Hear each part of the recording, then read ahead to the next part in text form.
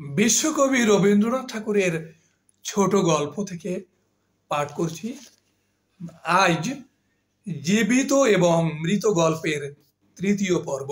কাপড়ে কাদা মাখিয়া অদ্ভুত ভাবের বসে ও রাত্রি জাগরণে পাগলের মতো হইয়া কাদম্বিনীর যেরূপ চেহারা হইয়াছিল, তাহাতে মানুষ তাহাকে দেখিয়া ভয় পাইতে পারিত এবং ছেলেরা বোধ হয় দূরে পলাইয়া গিয়া তাহাকে ঢেলা মারিত।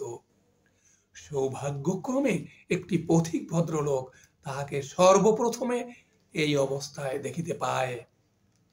সে আসিয়া কহিল, মা, তোমাকে ভদ্র কুলবধূ বলিয়া বোধ হইতেছে। তুমি এ অবস্থায় একলা পথে কোথায় চলিয়াছ?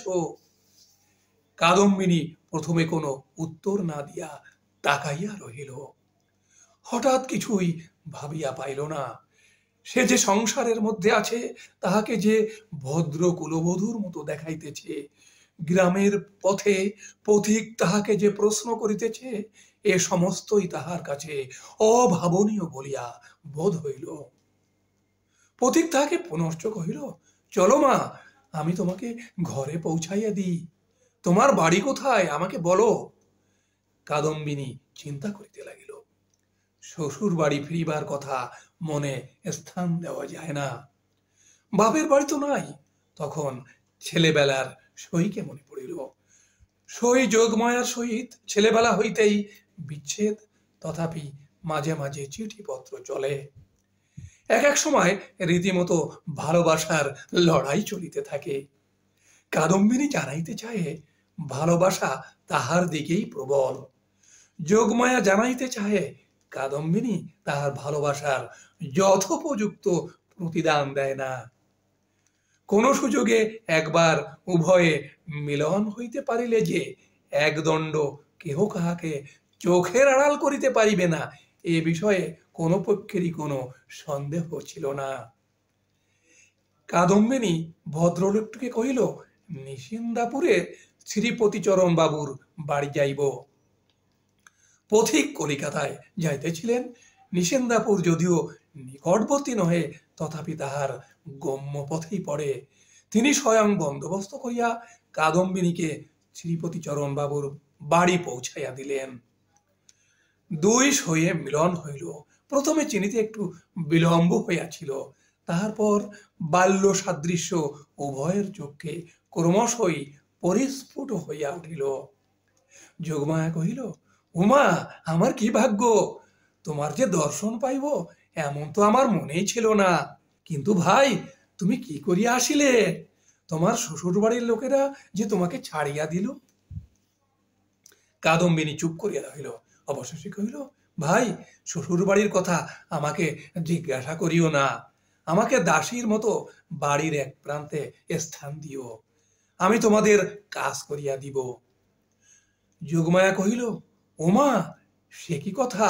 দাসীর মতো থাকিবে কেন? তুমি আমার সই, তুমি আমার ইত্যাদি। এমন সময় শ্রীপতি ঘরে প্রবেশ করিল।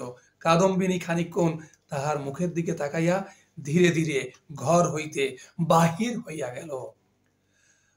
মাথায় কাপড় দেওয়া বা কোনরূপ সংকোচ বা সম্ভ্রমের লক্ষণ দেখা গেল না। পাছে তাহার সইয়ের বিরুদ্ধে শ্রীপতি কিছু মনে করে, এজন্য ব্যস্ত হইয়া যোগমায়া নানা রূপে তাহাকে বুঝাইতে আরম্ভ করিল। কিন্তু এতই অল্প বুঝাইতে হইল এবং শ্রীপতি এত সহজে যোগমায়ার সমস্ত প্রস্তাবে অনুমোদন করিল যে যোগমায়া মনে মনে বিশেষ সন্তুষ্ট হইল না। কাদম্বিনী সইয়ের বাড়িতে আসিল, কিন্তু সইয়ের সঙ্গে মিশিতে পারিল না। মাঝে মৃত্যুর ব্যবধান। আত্মসম্বন্ধে সর্বদা একটা সন্দেহ এবং চেতনা থাকিলে পরের সঙ্গে মেলা যায় না। কাদম্বিনী যোগমায়ার মুখের দিকে চায় এবং কি যেন ভাবে। মনে করে স্বামী এবং ঘরকন্না লইয়া ও যেন বহু দূরে আর এক জগতে আছে। স্নেহ, মমতা এবং সমস্ত কর্তব্য লইয়া ও যেন পৃথিবীর লোক, আর আমি যেন শূন্য ছায়া। ও যেন অস্তিত্বের দেশে, আর আমি যেন অনন্তের মধ্যে। যোগমায়ারও কেমন লাগিল। কিছুই বুঝিতে পারিল না। স্ত্রীলোক রহস্য সহ্য করিতে পারে না, কারণ অনিশ্চিতকে লইয়া কবিত্ব করা যায়, বীরত্ব করা যায়, পাণ্ডিত্য করা যায়, কিন্তু ঘর কন্যা করা যায় না।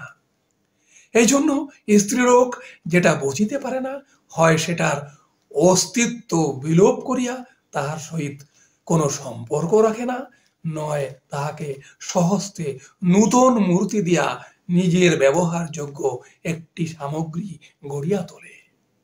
যদি দুইয়ের কোনোটিই না পারে, তবে তাহার উপর ভারী রাগ করিয়া থাকে। কাদম্বিনী যতই দুর্বোধ হইয়া উঠিল, যোগমায়া তাহার উপর ততই রাগ করিতে লাগিল। ভাবিল, একই উপদ্রব স্কন্ধের উপর চাপিল। আবার আর এক বিপদ। কাদম্বিনীর আপনাকে আপনি ভয় করে। সে নিজের কাছ হইতে নিজে কিছুতেই পালাইতে পারে না।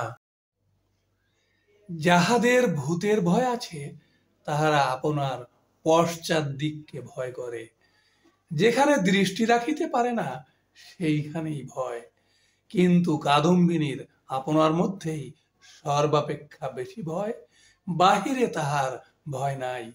এই জন্য বিজন দ্বীপ্রহরে সে একা ঘরে এক একদিন চিৎকার করিয়া উঠিত, এবং সন্ধ্যাবেলায় দীপালোকে আপনার ছায়া দেখিলে তাহার গা ছমছম করিতে থাকিত।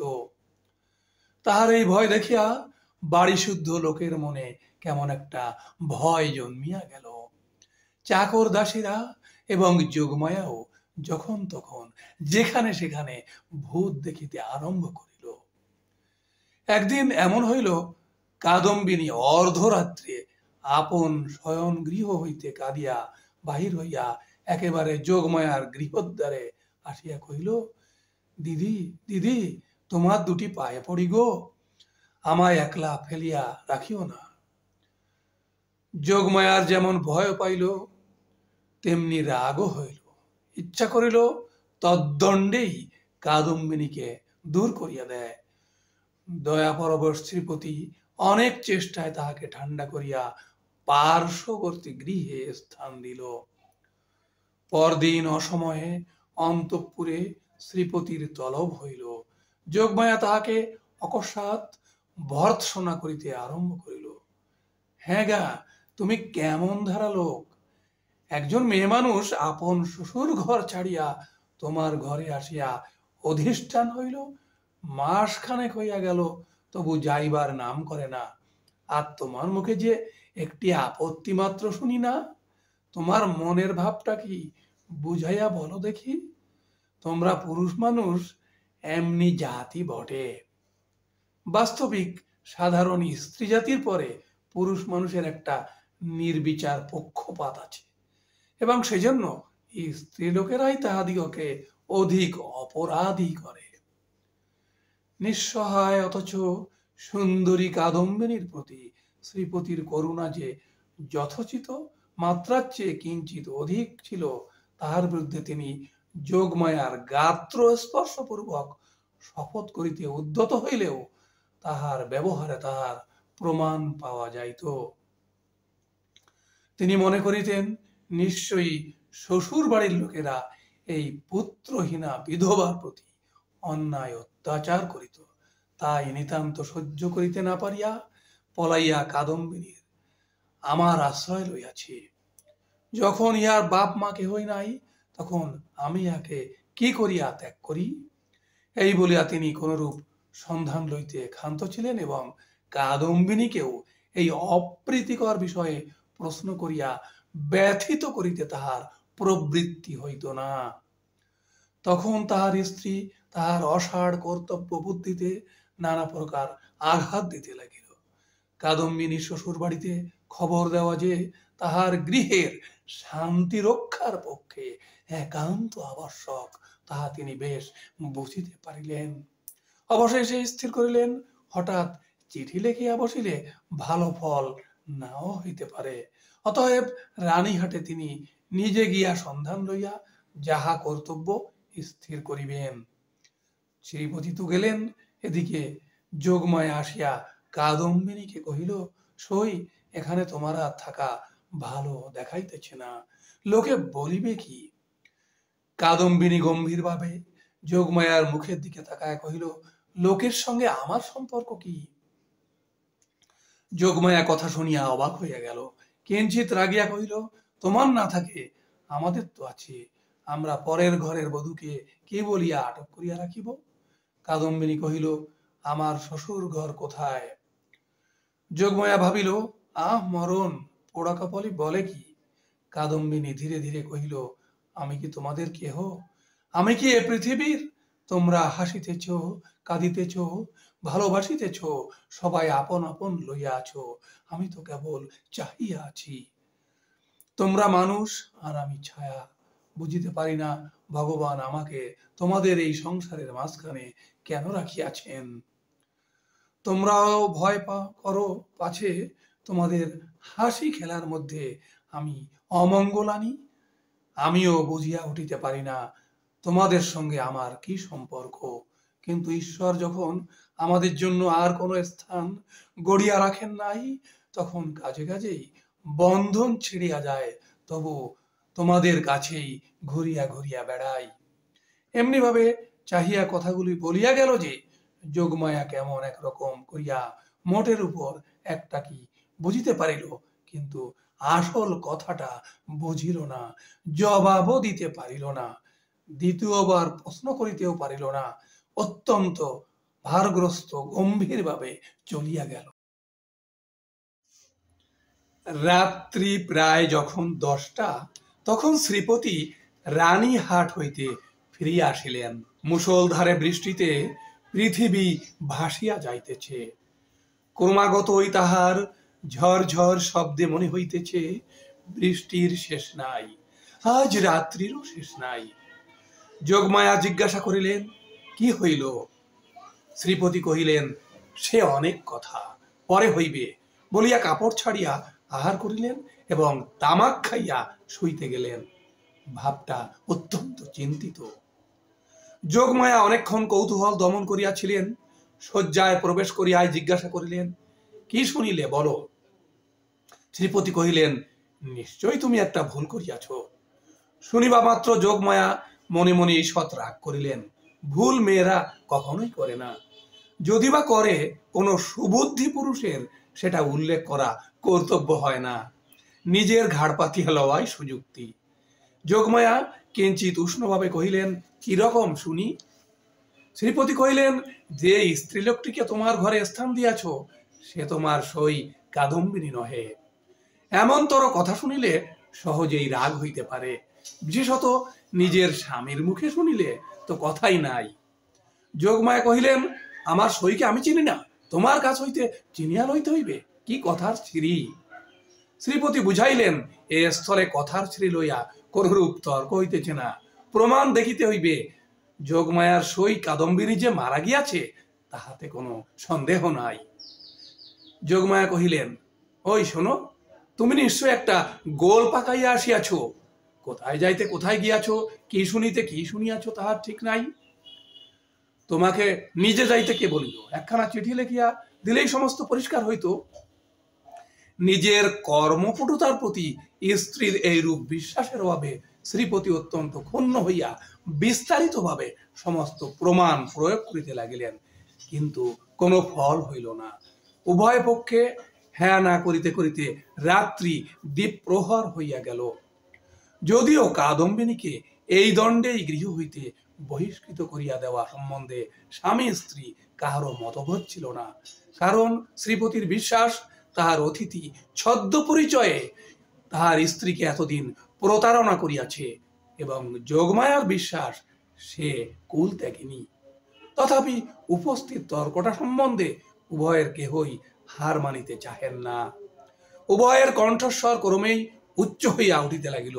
ভুলিয়া গেলেন পাশের ঘরেই কাদম্বিনী শুইয়া আছে। একজন বলেন, ভালো বিপদেই পড়া গেল, আমি নিজের কানে শুনিয়া আসিলাম। আর একজন দৃঢ়স্বরে বলেন, সে কথা বলিলে মানিব কেন, আমি নিজের চক্ষে দেখিতেছি। অবশেষে যোগমায়া জিজ্ঞাসা করিলেন, আচ্ছা কাদম্বিনী কবে মরিল বলো দেখি? ভাবিলেন কাদম্বিনীর কোন একটা চিঠির তারিখের সহিত অনৈক্য বাহির করিয়া শ্রীপতির ভ্রম সপ্রমাণ করিয়া দিবেন। শ্রীপতি যে তারিখের কথা বলিলেন উভয়ে হিসাব করিয়া দেখিলেন যেদিন সন্ধ্যাবেলায় কাদম্বিনী তাহাদের বাড়িতে আসে সে তারিখ ঠিক তাহার পূর্বের দিনেই পড়ে। শুনিবা মাত্র যোগমায়ার বুকটা হঠাৎ কাঁপিয়া উঠিল, শ্রীপতিরও কেমন একরকম বোধ হইতে লাগিল। এমন সময় তাহাদের ঘরের দ্বার খুলিয়া গেল, একটা বাদলার বাতাস আসিয়া প্রদীপটা ফস করিয়া নিবিয়া গেল। বাহিরের অন্ধকার প্রবেশ করিয়া এক মুহূর্তে সমস্ত ঘরটা আগাগোড়া ভরিয়া গেল। কাদম্বিনী একেবারে ঘরের ভিতর আসিয়া দাঁড়াইল। তখন রাত্রি 2:30 প্রহর হইয়া গিয়াছে, বাহিরে অবিশ্রাম বৃষ্টি পড়িতেছে। কাদম্বিনী কহিল, সই আমি তোমার সেই কাদম্বিনী, কিন্তু এখন আমি আর বাঁচিয়া নাই, আমি মরিয়া আছি। যোগমায়া ভয়ে চিৎকার করিয়া উঠিলেন। শ্রীপতির বাক্য স্ফূর্তি হইল না। কিন্তু আমি মরিয়াছি ছাড়া তোমাদের কাছে আর কি অপরাধ করিয়াছি? আমার যদি ইহলোকেও স্থান নাই, পরলোকেও স্থান নাই, ওগো আমি তবে কোথায় যাইব? তীব্র কণ্ঠে চিৎকার করিয়া যেন এই গভীর বর্ষা নিশীতে সুপ্ত বিধাতাকে জাগ্রত করিয়া জিজ্ঞাসা করিল, ওগো আমি তবে কোথায় যাইব? এই বলিয়া মূর্ছিত দম্পতিকে অন্ধকার ঘরে ফেলিয়া বিশ্ব জগতে কাদম্বিনী আপনার স্থান খুঁজিতে গেল। কাদম্বিনী যে কেমন করিয়া রানীহাটে ফিরিয়া গেল তাহা বলা কঠিন, কিন্তু প্রথমে কাহাকেও দেখা দিল না। সমস্ত দিন অনাহারে একটা ভাঙা পোড়ো মন্দিরে যাপন করিল। বর্ষার অকাল সন্ধ্যা যখন অত্যন্ত ঘন হইয়া আসিল এবং আসন্ন দুর্যোগের আশঙ্কায় গ্রামের লোকেরা ব্যস্ত হইয়া আপন আপন গৃহ আশ্রয় করিল, তখন কাদম্বিনী পথে বাহির হইল। শ্বশুর বাড়ির দ্বারে গিয়া একবার তাহার হৃদকম্প উপস্থিত হইয়াছিল, কিন্তু মস্ত ঘোমটা টানিয়া যখন ভিতরে প্রবেশ করিল, দাসী ভ্রমে ধারীরা কোনরূপ বাধা দিল না। এমন সময় খুব বৃষ্টি চাপিয়া আসিল, বাতাসও বেগে বহিতে লাগিল। তখন বাড়ির গৃহিণী শারদা শঙ্করের স্ত্রী তাহার বিধবা ননদের সহিত তাস খেলিতেছিলেন। যে ছিল রান্নাঘরে এবং পীড়িত খোকা জ্বরের উপশমে শয়ন গৃহে বিছানায় ঘুমাইতেছিল। কাদম্বিনী সকলের চক্ষু এড়াইয়া সেই ঘরে গিয়া প্রবেশ করিল। সে যে কি ভাবিয়া শ্বশুর বাড়ি আসিয়াছিল জানি না, সে নিজেও জানে না। কেবল এইটুকু জানে যে একবার খোকাকে চক্ষে দেখিবার ইচ্ছা, তাহার পর কোথায় যাইবে কি হইবে সে কথা সে ভাবেও নাই। দীপালোকে দেখিল রুগ্ন শীর্ণ খোকা হাত মুঠা করিয়া ঘুমাইয়া আছে। দেখিয়া উত্তপ্ত হৃদয় যেন ত্রিশাতুর হইয়া উঠিল। তাহার সমস্ত বালাই লইয়া তাহাকে একবার বুকে চাপিয়া না ধরিলে কি বাঁচা যায়? আর তাহার মনে পড়িল, আমি নাই, ইহাকে দেখিবার কে আছে? ইহার মা সঙ্গ ভালোবাসে, গল্প ভালোবাসে, খেলা ভালোবাসে। এতদিন আমার হাতে ভার দিয়াই সে নিশ্চিন্ত ছিল, কখনো তাহাকে ছেলে মানুষ করিবার কোনো দায় পোহাইতে হয় নাই। আজ ইহাকে কে তেমন করিয়া যত্ন করিবে? এমন সময় খোকা হঠাৎ পাশ ফিরিয়া অর্ধ নিদ্রিত অবস্থায় বলিয়া উঠিল, কাকিমা জল দে। আহ, মরিয়া যাই। শোনা আমার, তোর কাকিমাকে এখনো ভুলিস নাই? তাড়াতাড়ি কুজা হইতে জল গড়াইয়া লইয়া খোকাকে বুকের উপর তুলিয়া কাদম্বিনী তাহাকে জল পান করাইল। যতক্ষণ ঘুমের ঘোর ছিল, চিরাভ্যাস মতো কাকিমার হাত হইতে জল খাইতে খোকার কিছুই আশ্চর্য বোধ হইল না। অবশেষে কাদম্বিনী যখন বহুকালের আকাঙ্ক্ষা মেটাইয়া তাহার মুখ চুম্বন করিয়া তাহাকে আবার শোয়াইয়া দিল, তখন তাহার ঘুম ভাঙিয়া গেল এবং কাকিমাকে জড়াইয়া ধরিয়া জিজ্ঞাসা করিল, কাকিমা তুই মরে গিয়েছিলি? কাকিমা কহিল, হ্যাঁ খোকা। আবার তুই খোকার কাছে ফিরে এসেছিস? আর তুই মরে যাবি নে? ইহার উত্তর দিবার পূর্বেই একটা গোল বাঁধিল। যে এক বাটি সাগু হাতে করিয়া ঘরে প্রবেশ করিয়াছিল, হঠাৎ বাটি ফেলিয়া মাগো বলিয়া আছাড় খাইয়া পড়িয়া গেল। চিৎকার শুনিয়া তাস ফেলিয়া গিন্নি ছুটিয়া আসিলেন। ঘরে ঢুকিতেই তিনি একেবারে কাঠের মতো হইয়া গেলেন।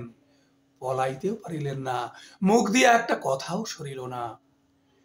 এই সকল ব্যাপার দেখিয়া খোকারও মনে ভয়ের সঞ্চার হইয়া উঠিল। সে কাঁদিয়া বলিয়া উঠিল, কাকিমা তুই যা। কাদম্বিনী অনেক দিন পরে আজ অনুভব করিয়াছে যে সে মরে নাই। সেই পুরাতন ঘরদার, সেই সমস্ত, সেই খোকা, সেই স্নেহ তাহার পক্ষে সমান জীবন্ত ভাবে আছে। মধ্যে কোনো বিচ্ছেদ, কোনো ব্যবধান জন্মায় নাই। সইয়ের বাড়ি গিয়া অনুভব করিয়াছিল বাল্যকালের শেষ ওই মরিয়া গিয়াছে। খোকার ঘরে আসিয়া বুঝিতে পারিল খোকার কাকিমা তো একদিনও মরে নাই। ব্যাকুল ভাবে কহিল, দিদি তোমরা আমাকে দেখিয়া কেন ভয় পাইতেছ? এই দেখো আমি তোমাদের সেই তেমনি আছি। গিন্নি আর দাঁড়াইয়া থাকিতে পারিলেন না, মূর্ছিতা হইয়া পড়িয়া গেলেন। ভগ্নীর কাছে সংবাদ পাইয়া শারদাশঙ্কর বাবু স্বয়ং অন্তঃপুরে আসিয়া উপস্থিত হইলেন। তিনি জোড় হস্তে কাদম্বিনীকে কহিলেন, ছোট বৌমা, এই কি তোমার উচিত হয়? সতীশ আমার বংশের একমাত্র ছেলে, উহার প্রতি তুমি কেন দৃষ্টি দিতেছ? আমরা কি তোমার পর? তুমি যাওয়ার পর হইতে ও প্রতিদিন শুকাইয়া যাইতেছে। উহার ব্যাম আর ছাড়ে না, দিন রাত কেবল কাকিমা কাকিমা করে। যখন সংসার হইতে বিদায় লইয়াছ, তখন এ মায়াবন্ধন ছিড়িয়া যাও। আমরা তোমার যথোচিত সৎকার করিব। তখন কাদম্বিনী আর সহিতে পারিল না, তীব্র কণ্ঠে বলিয়া উঠিল, ওগো আমি মরি নাই গো, আমি মরি নাই। আমি কেমন করিয়া তোমাদের বুঝাইব আমি মরি নাই? এই দেখো আমি বাঁচিয়া আছি। বলিয়া কাঁসার বাটিটা ভূমি হইতে তুলিয়া কপালে আঘাত করিতে লাগিল। কপাল ফাটিয়া রক্ত বাহির হইতে লাগিল। তখন বলিল, এই দেখো আমি বাঁচিয়া আছি। শারদাশঙ্কর মূর্তির মতো দাঁড়াইয়া রহিলেন। খোকা ভয়ে বাবাকে ডাকিতে লাগিল। দুই মূর্ছিতা রমণী মাটিতে পড়িয়া রহিল। তখন কাদম্বিনী, ওগো আমি মরি নাই গো, আমি মরি নাই বলিয়া চিৎকার করিয়া ঘর হইতে বাহির হইয়া সিঁড়ি বাহিয়া নামিয়া অন্তঃপুরের পুষ্করিণীর জলের মধ্যে গিয়া পড়িল। শারদাশঙ্কর উপরের ঘর হইতে শুনিতে পাইলেন ঝপাস করিয়া একটা শব্দ হইল। সমস্ত রাত্রি বৃষ্টি পড়িতে লাগিল। তাহার পরদিন সকালেও বৃষ্টি পড়িতেছে, মধ্যাহ্নেও বৃষ্টির বিরাম নাই। কাদম্বিনী মরিয়া প্রমাণ করিল সে মরে নাই।